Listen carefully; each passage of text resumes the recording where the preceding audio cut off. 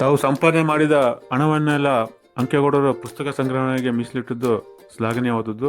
ಸುಮಾರು 20 ಲಕ್ಷಕ್ಕೂ ಹೆಚ್ಚು ಪುಸ್ತಕ ಸಂಗ್ರಹಣೆ ಮಾಡುವ ಮೂಲಕ ಅವರು ಪುಸ್ತಕ ಪ್ರೇಮವನ್ನು ಮರೆದಿರುವುದು ಮೆಚ್ಚುಗೆ ವಿಚಾರ. ಕೇಂದ್ರ ಸರ್ಕಾರ ಅವರನ್ನು ಗುರುತಿಸಿ ಪದ್ಮಶ್ರೀ ಪ್ರಶಸ್ತಿ ನೀಡುತ್ತಿರುವುದು ಶ್ಲಾಘನೀಯವಾದದ್ದು ಎಂದು ಹಿರಿಯ ಶ್ರೇಣಿ ಪ್ರಧಾನ ಸಿವಿಲ್ ನ್ಯಾಯಾಧೀಶರಾದ ಆರ್ ಮಹೇಶ್ವರ್ ಅವರು ತಿಳಿಸಿದರು. ಪಟ್ಟಣದ ನ್ಯಾಯಾಲಯದ ಆವರಣದಲ್ಲಿ ವಕೀಲರ ಸಂಘದಿಂದ ಆಯೋಜಿಸಿದ ಅಂಕೇಗೌಡರ ಅಭಿನಂದನಾ ಸಮಾರಂಭದಲ್ಲಿ ಅಂಕೇಗೌಡರನ್ನು ಅಭಿನಂದಿಸಿ ಅವರು ಮಾತನಾಡಿದರು. ಸರ್ಕಾರ ಇವ್ರನ್ನ ಸೇವೆಯನ್ನು ಗುರುತಿಸಿ ಇವರಿಗೆ ಪದ್ಮಶ್ರೀ ಪ್ರಶಸ್ತಿ ಘೋಷಿಸಿರುವುದು ಉತ್ತಮ ಬೆಳವಣಿಗೆ ಆಗಿದೆ ಎಂದು ಅವರು ತಿಳಿಸಿದರು.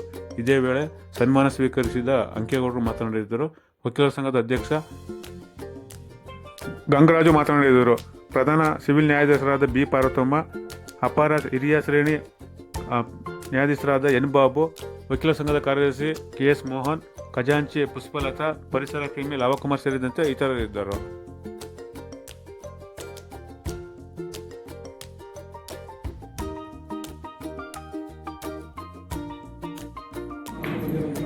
ಪುಸ್ತಕ ಪ್ರೇಮಿ ಅಂಕೇಗೌಡ ಸರ್ ಅವರೇ, ಹಾಗೂ ಇಲ್ಲಿ ನೆರೆದಿರುವಂಥ ಅಭಿಯೋಜಕರೇ, ಪೊಲೀಸ್ ನಿರೀಕ್ಷಕರೇ ಹಾಗೂ ಇತರ ಗಣ್ಯರೇ, ನಾವು ಇವತ್ತು ಪೇಪರಲ್ಲಿ ನೋಡ್ತಾ ಇದ್ದೀವಿ ಇದ್ರ ಬಗ್ಗೆ ಬಂದಿತ್ತು.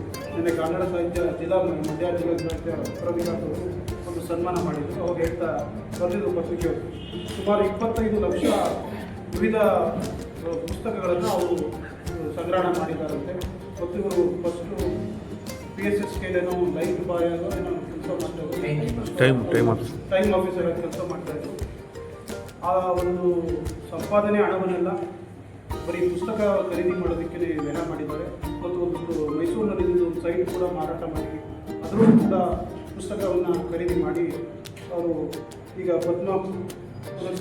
ಪದ್ಮಶ್ರೀ ಪುರಸ್ಕೃತರಾಗಿದ್ದಾರೆ. ಅವರ ಒಂದು ಪುಸ್ತಕ ಪ್ರೇಮವನ್ನು ಅವರು ಸರ್ಕಾರ ಗುರುತಿಸಿ ಭಾರತ ಕೇಂದ್ರ ಸರ್ಕಾರ ಅವರಿಗೆ ಈ ಒಂದು ಗೌರವ ಸಮರ್ಪಣೆ ಮಾಡಿದೆ. ಅಂಥವ್ರನ್ನ ನಾವು ಒಂದು ನಮ್ಮ ವಕೀಲರ ಸಂಘದಿಂದ ಅವರಿಗೆ ಒಂದು ಗೌರವ ಸೂಚಿಸೋದು ಭಾಳ ಅತ್ಯಂತ ಒಳ್ಳೆಯ ಕಾರ್ಯ. ಮತ್ತು ಕಣ್ಣಿನ ಪರೀಕ್ಷೆಗಾಗಿ ಅಗರ್ವಾಲ್ ಆಸ್ಪತ್ರೆಯಿಂದ ಬಂದಿದ್ದಾರೆ ಸಿಬ್ಬಂದಿ. ಪ್ರತಿಯೊಬ್ಬರು ಕೂಡ ತಮ್ಮ ಒಂದು ಕಣ್ಣುಗಳನ್ನು ಪರೀಕ್ಷೆಗೆ ಒಳಪಡಿಸ್ಕೊಳ್ಳಿ, ಏನಾದರೂ ನ್ಯೂನತೆಗಳಿದ್ದರೆ ಅದಕ್ಕೆ ಸೂಕ್ತ ಚಿಕಿತ್ಸೆ ಪಡ್ಕೊಳ್ಳಿ. ಇಂಥ ಒಂದು ಎಲ್ಲರಿಗೂ ಒಂದು ಅಗತ್ಯ ಇರುವಂಥ ಒಂದು ಕಾರ್ಯಕ್ರಮಗಳನ್ನು ನಮ್ಮ ವಕೀಲ ಸಂಘದವರು ಇಲ್ಲಿ ಆಯೋಜನೆ ಮಾಡಿ ನಮ್ಮನ್ನು ಕರೆದು ಎರಡು ಮಾತನಾಡೋಕ್ಕೆ ಅವಕಾಶ ಕೊಟ್ಟಿದ್ದಾರೆ. ಇಂಥ ಒಂದು ಒಳ್ಳೊಳ್ಳೆಯ ಕಾರ್ಯಕ್ರಮಗಳನ್ನು ನಮ್ಮ ವಕೀಲ ಸಂಘ ಮಾಡ್ತಾಯಿದೆ. ಇನ್ನೂ ಹೆಚ್ಚೆಚ್ಚು ಮಾಡಲಿ ಅಂತೇಳಿ ನಾನು ಅವರಲ್ಲಿ ಕೇಳ್ಕೊಳ್ತಾ ನನ್ನ ಮಾತಿಗೆ ನಾನು ವಿರಾಮ ಮಾಡ್ತೀನಿ. ಅಷ್ಟೇ ಒಬ್ಬೊಬ್ಬರು ಒಂದು ವ್ಯಕ್ತಿಯಾಗಿ ನಾನು ನಾವು ಹಳ್ಳಿಗಾಡಿನಿಂದ ಬಂದಂಥ ಮನುಷ್ಯ. ನಾವು ಓದೋ ಕಾಲದಲ್ಲಿ ಪುಸ್ತಕಗಳೇ ಇದ್ದಾಗ ಈ ಪಾಂಡವಪುರ ವಿಜಯ ಕಾಲೇಜಲ್ಲಿ ಓದ್ತಾ ಇರಬೇಕಾದ್ರೆ ನಾವು ಮೈಸೂರಿಗೆ ಹೋಗಬೇಕಾದ್ರೆ ಮುಂದೆ ಬಂದಿರಲಿಲ್ಲ. ಆ ರೈಲ್ವೆದಲ್ಲಿ 8 ಆಣಿ ಕೊಡೋಕ್ಕೂ ಇರಲಿಲ್ಲ. 1965 ಆಗ ರೈಲ್ವೆ ಹಳಿ ಮೇಲೆ ನಡ್ಕೊಂಡು ಹೋಗಿ ಸಿಟಿ ಲೈಬ್ರರಿ ಗಂಗೋತ್ರಿಗೆ ಹೋಗಿ ಓದ್ಕೋಬೋದು ನಾವು ಪಾಸ್ ಮಾಡೋದು. ಅದು ನನ್ನ ಮನಸ್ಸಿನಲ್ಲಿ ಒಂದು ಅಚ್ಚೊತ್ತಾಗಾಯಿತು. ನಾವೆಷ್ಟೇ ಹಣ ಮಾಡೋದು ಕುಟುಂಬದ ಆಸ್ತಿ ಆಗುತ್ತೆ ಹೊರತು ಒಂದು ನಮ್ಮ ಮುಂದೆ ಪೀಳಿಗೆ ಮಕ್ಕಳಿಗೆ ಅನುಕೂಲ ಆಗೋದು ಅಂತ ಹೇಳಿ ನನ್ನ 22ನೇ ವಯಸ್ಸಿನಲ್ಲಿ ನಾನು ಕೈ ಹಾಕಿದೆ.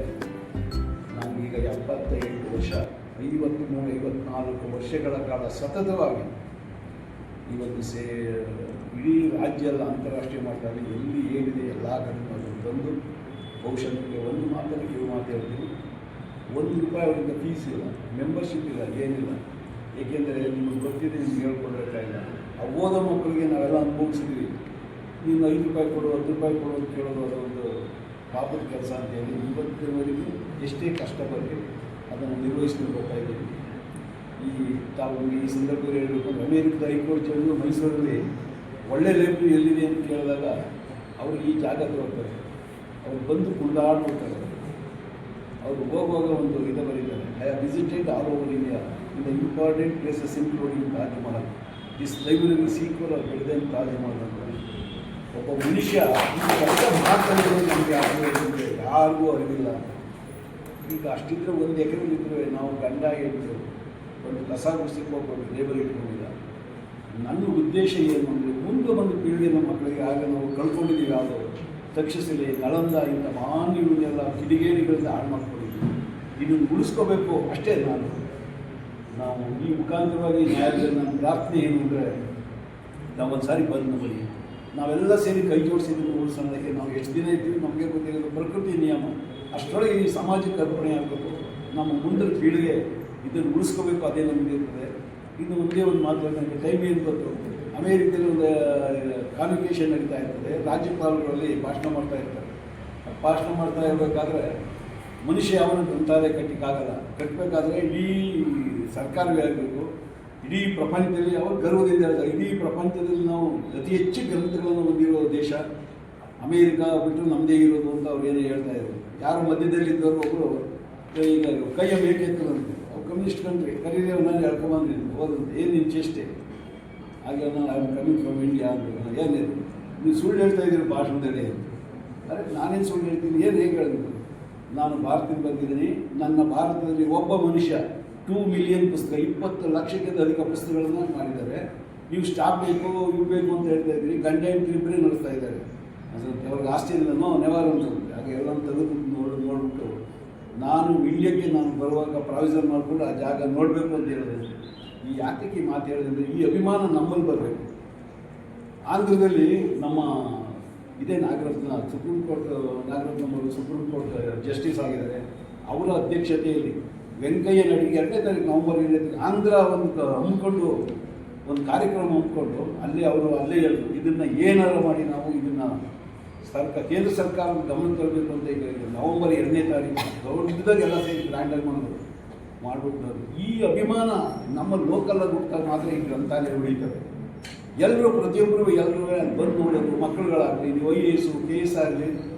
IAS ಒಬ್ಬ ಅಹಮದಾಬಾದ್ನಿಂದ ಫೋನ್ ಮಾಡಿದ್ರು, ನಾನು IPS ಅಧಿಕಾರಿಯಾಗಿ ನಾನು ಪ್ರಮಾಣದ ವಚನ ತಗೊಳ್ತಾ ಇದ್ದೀನಿ ಸರ್, ನಾನು ಪ್ರಾಮಾಣಿಕವಾಗಿ ಹೇಳೋದಾಗಿ ನಿಮ್ಮ ಗ್ರಂಥಾಲಯ ನನಗೆ 90 ಭಾಗ ನನಗೆ ಅನುಕೂಲ ಮಾಡಿಕೊಟ್ಟಿದೆ. ಅದೇ ನಮ್ಮ ಹತ್ತಿರದಲ್ಲಿರ್ತಕ್ಕಂಥ ನಮ್ಮ ಜನಗಳು ಅದು ಯಾತಕ್ಕೋ ಏನೋ ಒಂದು ಮನಸ್ಸನ್ನು ಇದು ಮಾಡ್ತಾರೆ, ಅದೇನು ಬೇಡ. ನಾವೀಗ ಅದೇ ಅನುಭವಿಸಿದ್ದೀವಿ. ಬೇಕಾದಷ್ಟು ಕ್ರೌರಿ ಅವು ಇವು ಅವೆಲ್ಲ ಇನ್ಮೇಲೆ ಬೇಡ. ನಾವೊಂದು ನವ ಸಮಾಜ ನಿರ್ಮಾಣ ಆಗಬೇಕಾದ್ರೆ ಪ್ರತಿಯೊಬ್ಬರು ಒಳ್ಳೆಯದ್ರ ಕಡೆ ನಾವು ಗಮನ ಹರಿಸೋಣ ಅಂತ ಹೇಳ್ತಾ ಒಂದು ನನ್ನ ಒಂದು ಬರೆದಿರೋ ಒಂದು ಇದನ್ನು ಹೇಳ್ಬಿಟ್ಟು ನಾನು ಮಾತು ಮುಗಿಸ್ತೇನೆ.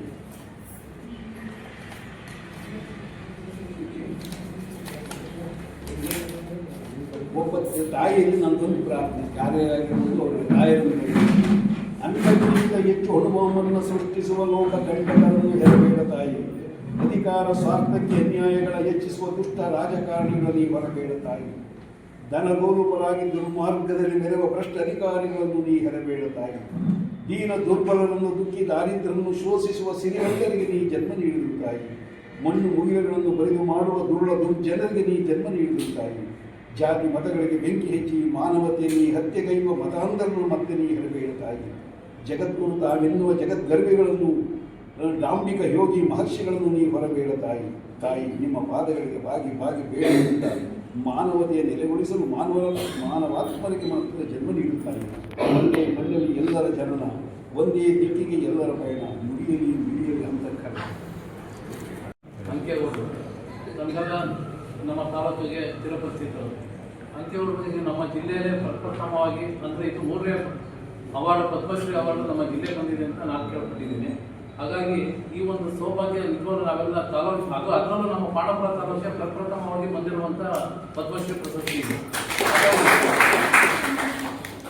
ನಮ್ಮ ತಾಲೂಕಿನ ಒಂದು ಹೆಮ್ಮೆ. ಈ ಒಂದು ರಾಜ್ಯ ಮಟ್ಟದಿಂದ ಹಿಡಿದು ರಾಷ್ಟ್ರ ಮಟ್ಟದಲ್ಲಿ ಒಂದು ಗುರುತಿಸಿ ಅವರಿಗೆ ಒಂದು ಪುರಸ್ಕಾರ ತರ್ತಿರೋದು ನಮ್ಮೆಲ್ಲರ ಒಂದು ಸೌಭಾಗ್ಯ ಅಂತ ನಾನು ಇಷ್ಟಪಡ್ತೀನಿ. ಯಾಕೆಂದರೆ ಅವರ ಪರಿಶ್ರಮ ನಾವು ಸುಮಾರು ವರ್ಷದಿಂದ 20 ವರ್ಷದಿಂದ ಅವ್ರನ್ನ ಆಕ್ಟಿವಿಟೀಸ್ ಎಲ್ಲ ನೋಡ್ತೀವಿ. ನಮ್ಮ ಊರಿನ ಒಂದು ಅರ್ಧ ಪರ್ಲಾಗ ಅಷ್ಟೇ ಅವ್ರದ್ದು ಬಿಲ್ಡಿಂಗು. ಹಾಗಾಗಿ ನಾವು ಅಲ್ಲಿ ಹೋದಾಗ ನಮ್ಮ ಜಮೀನು ಹೋದಾಗ ಅಲ್ಲಿ ನೋಡಿದಂಥ ಸಂದರ್ಭದಲ್ಲಿ ಅವ್ರ ಬಗ್ಗೆ ಮಾತಾಡೋದು ಮತ್ತು ಪುಸ್ತಕ ಅದನ್ನು ಶೇಖರಣೆ ಮಾಡಲಿಕ್ಕೆ ಈಗ ಭಾಳಷ್ಟು ಜಾಗ ವಿಶಾಲವಾಗಿಲ್ಲ. ಯಾಕೆಂದರೆ ಈಗೆಲ್ಲ ಅವ್ರದ್ದು ಪುಸ್ತಕದ ಬಗ್ಗೆ ಆಸಕ್ತಿ ಇದೆ ಹೊರತು ಅದನ್ನು ಶೇಖರಿಸೋಕ್ಕೆ ಜಾಗ ಸಿಗ್ತಿಲ್ಲ ಅವ್ರಿಗೆ. ಕೊಟ್ಟಿರುವಂಥ ಜಾಗದಲ್ಲಿ ಎಲ್ಲ ಬುಕ್ಗಳು ಇಡೋಕ್ಕಾಗಲ್ಲ, ಹೊರಗಡೆ ಇಟ್ಟಿದ್ದಾರೆ, ಅದು ಮಳೆ ಬಂದಾಗ ತೊಂದರೆ ಆಗ್ತಿದೆ. ಅದಕ್ಕೆಲ್ಲ ಸರಿಯಾದಂಥ ಒಂದು ರಕ್ಷಣೆ ಬೇಕು. ಯಾಕೆಂದರೆ ಎಷ್ಟೇ ನಾವು ಖರೀದಿಸಿದ್ರು ಅದನ್ನು ರಕ್ಷಣೆ ಮಾಡಲಿಲ್ಲ ಅಂದರೆ ಅದಕ್ಕೆ ಅರ್ಥ ಇರಲ್ಲ. ಯಾಕೆಂದರೆ ಮುಂದಿನ ಬುಕ್ಕು ಒಂದು ಬುಕ್ ತಿರ್ಗಾ ಸಿಗಲ್ಲ. ಅವರು ಎಷ್ಟೆಷ್ಟು ಹಳೆಯ ಕಾಲ ಬುಕ್ಕೆಲ್ಲ ಮಾಡಿದ್ದಾರೆ, ತಿರ್ಗಾ ತಗೋಬೇಕು ಅಂದರೆ ಬುಕ್ಕೇ ಸಿಗಲ್ಲ. ಹಾಗಾಗಿ ಸರ್ಕಾರದ ಮಟ್ಟಿಗೆ ಸುಮಾರು ಸಲ ಅವರು ಅರ್ಜಿ ಎಲ್ಲ ಬರೋದು, ಅದಕ್ಕೆ ನಮಗೆ ಬೇರೆ ಜಾಗವನ್ನು ಸ್ವಲ್ಪ ಮಾಡಿಕೊಡಿ, ಅದನ್ನು ಶೇಖರಣೆ ಮಾಡೋದಕ್ಕೊಂದು ಅವಕಾಶ ಕೊಡಿ ಅಂತ ಕೊಟ್ಟಿದ್ದಾರೆ. ಹಾಗಾಗಿ ಒಂದು ಪ್ರೋಸೆಸ್ ನಡೀತಾ ಇದೆ. ಹಾಗಾಗಿ ಈ ದಿನ ಈ ಒಂದು ಕಾರ್ಯಕ್ರಮವನ್ನು ಆಯೋಜನೆ ಮಾಡಲಿಕ್ಕೆ ನಮ್ಮೆಲ್ಲ ವಕೀಲ ಬಂಧುಗಳು ಮತ್ತು ಎಲ್ಲ ಸಹಕಾರ ಕೊಟ್ಟಿರೋದಕ್ಕೆ ನಾವು ಭಾಳ ಅವ್ರನ್ನ ಚಿರಋಣಿಯಾಗಿರ್ತೀವಿ.